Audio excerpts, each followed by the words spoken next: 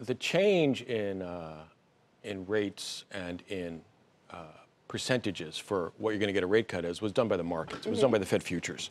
So the market always goes a little bit more than you might expect, and they have more certainty than they really do. Mr. Powell has a tricky job this morning. I mean, I think he'll do a very good job at it. He's proven to be very, very good at this, I think. But the economic case for reducing rates is weak. You can make it. Inflation is a little bit low. GDP appears to be slowing. Jobs appear good, but again, it was one report. And the reason people were concerned about it was because there were 2 weak months before that, February and May. And you also had the ADP report, which was weaker for 2 months than expected. Okay, so you have a bit of a weakening economy, but nothing very dramatic. Nothing that in the past the Fed would have weighed in immediately and said, oh, we got to start cutting rates because there's a problem here.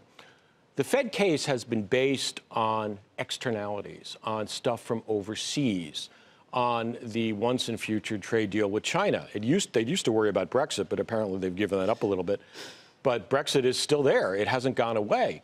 So the case is relatively weak economically as far as the United States goes. Politically, it's probably a little stronger as far as the world goes.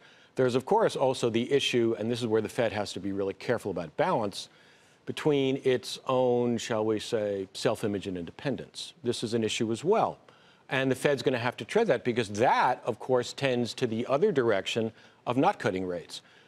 When all of this is put together and Mr. Powell does his testimony, I think they'll end up reducing rates simply because it's so completely expected. It's built into all the markets. There will be, the Fed and central banks are not fond of volatility. They're much more fond of certainty. Right.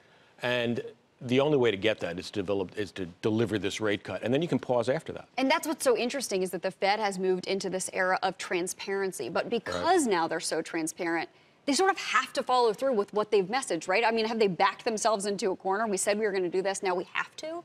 You're absolutely right. I mean, you look at this sometimes, transparency obviously is a two-edged sword for these people.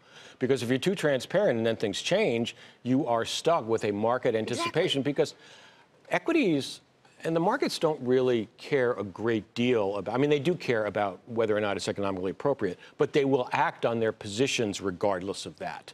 So even if all the economists on Wall Street didn't think that a rate cut is appropriate economically, everybody would still position their portfolios and their positions based on it because that's what they expect.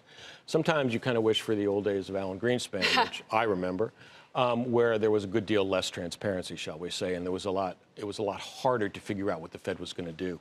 And quickly, I just want to go back to one of your points you were talking about. Do you think that Jay Powell will have to be careful but yet assertive in positioning the Fed as an independent body because of the pressure that President Trump has put on him? Absolutely. I think what he's going to do is, instead of stressing the Fed's independence in a particular rate move as if threatening, say, not to cut rates or something like that, which I don't think he would do, but in its institutional status, in its history, he will approach it probably that way rather than trying to use rates as a signal for the Fed's independence. I don't think so, because the Fed is going to be more concerned about the markets and about the economy, I think, than the administration's criticisms.